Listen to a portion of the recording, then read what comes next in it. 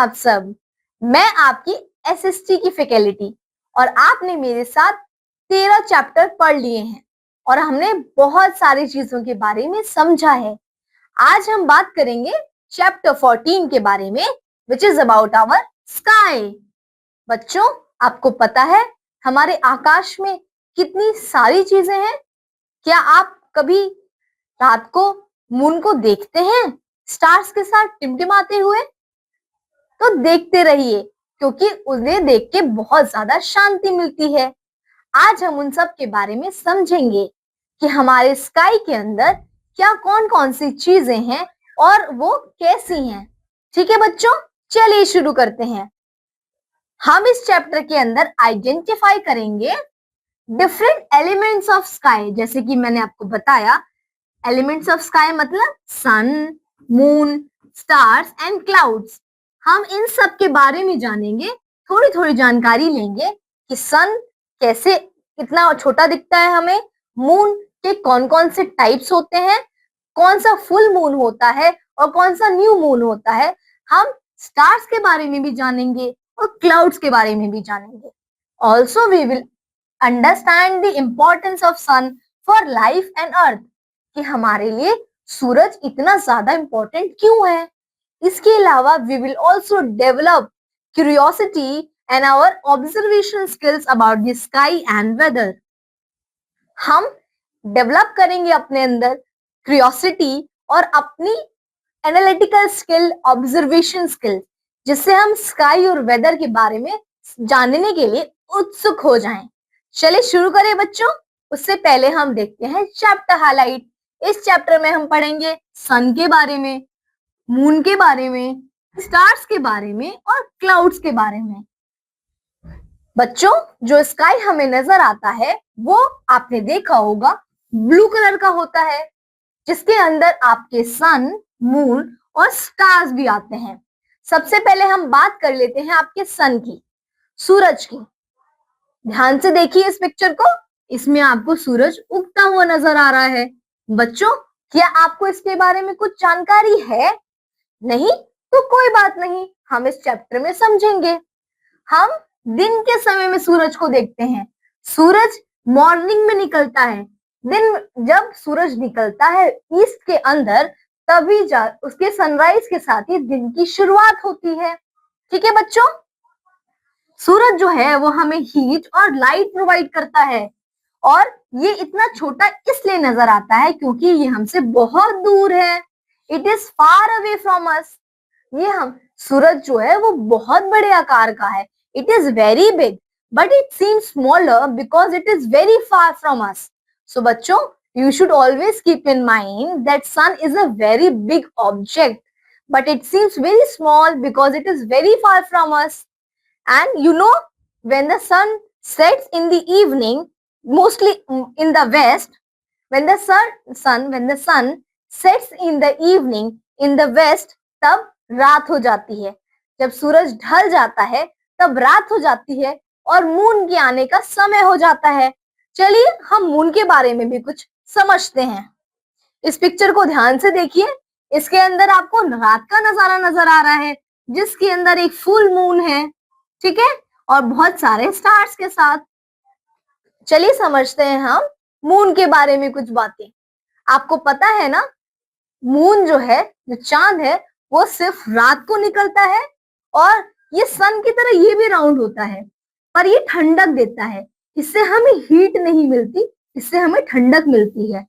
When we see into the eyes of moon, we feel very light, we feel very calm. So बच्चों, moon के बारे में और भी बहुत मून के बारे में एक और बहुत इंपॉर्टेंट जानकारी है, पर उससे पहले हम जरा इस चित्र को देख लेते हैं, जरा इस पिक्चर को देख लेते हैं। इससे हमें समझ आता है कि सूरज की तरह मून हमेशा एक साथ नहीं रहता बच्चों। ये कभी फुल मून होता है, कभी हाफ मून होता है ऐसे, और कभी नो मून होता है, ठीक है, कभी न्यू मून होता है। पर ये फुल मून, हाफ मून और न्यू मून क्या होता है, चलिए हम अच्छे से समझते हैं। मून जो है हमेशा राउंड नहीं रहता।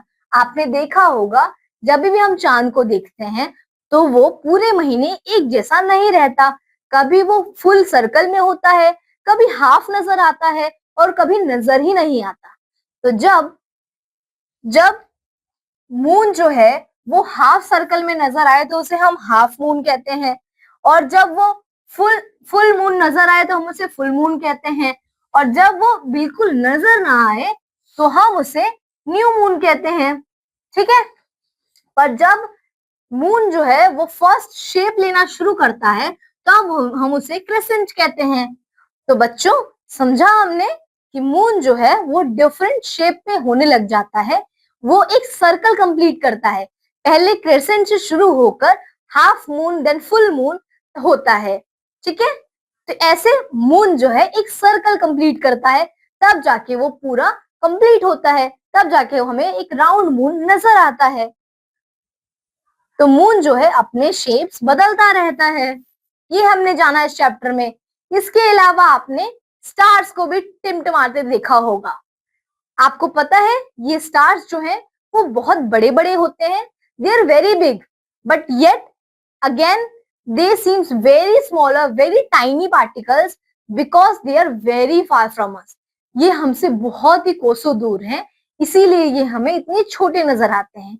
ये भी एक लाइट का ही सोर्स होते हैं बच्चों। ठीक है। जो हम रात को देखते हैं पर हम इन्हें काउंट नहीं कर सकते। सन और मून तो आपके एक एक ही हैं, बट आपके जो स्टार स्प्रिंकल करते हैं वो बहुत सारे हैं। पता है ये बहुत bright, they are very big and bright. मैंने आपको बताया जैसे ये भी बहुत बड़े बड़े होते हैं और बहुत ज्यादा टिमटिमाते हैं, बहुत ज्यादा लाइट होती है उनके अंदर, पर ये हमें छोटे नजर आते हैं बिकॉज ये हमसे बहुत दूर है। अब बात करते हैं बच्चों हम क्लाउड्स के बारे में। आपने बादल तो जरूर देखे होंगे, कुछ ऐसे नजर आते हैं। आपको पता है इस कॉटन लाइक जो चीज दिख रही होती है आपको स्काई के अंदर, उन्हें हम क्लाउड्स कहते हैं। आज आप इन्हें ध्यान से देखिएगा अपने छत पर जाकर। ठीक है। और कई बार जब व्हाइट क्लाउड जो है वो ग्रे हो जाए या ब्लैक हो जाता है कलर में, तो बारिश होने लग जाती है लाइक दिस। तो कई बार जब व्हाइट क्लाउड आपका ग्रे या ब्लैक कलर का होने लग जाता है तब हमें अंदेशा हो जाता है कि बारिश होने वाली है, क्योंकि वो बहुत सारे बारिश वाले बादल बहुत ज्यादा पानी कैरी करते हैं जिससे बारिश होती है। ठीक है बच्चों। और कई बार तो हमें क्लाउड्स के साथ लाइटनिंग और थंडर भी सुनने को मिल जाता है, जब हमें बहुत ज्यादा थंडर की आवाज आने लग जाती है जिसे हम कहते हैं बिजली कड़कड़ा रही है। ठीक है। तो कई बार हमें क्लाउड्स के साथ बिजली कड़कड़ाने का भी अनुभव मिलता है। पता है आपको बारिश होने के बाद कई बार रेनबो भी दिखाई देता है स्काई के अंदर, जैसे कि ये 7 कलर्स, जो कि बहुत ही सुंदर नजर आता है स्काई के अंदर। तो बच्चों, लास्ट टाइम आपने कब रेनबो देखा था, याद है कुछ? तो इस चैप्टर में हमने स्काई के बारे में पढ़ा, जिसमें हमने जाना सन, मून, क्लाउड्स के बारे में और स्टार्स के बारे में, इनके के अंदर कि इनका क्या डिफरेंस है। हमने ये भी समझा कि ये सब बहुत ही बड़े हैं आकार में, पर they seems very smaller because they are very far from us. ठीक है बच्चों, चलिए मिलते हैं अगले चैप्टर के अंदर। Thank you.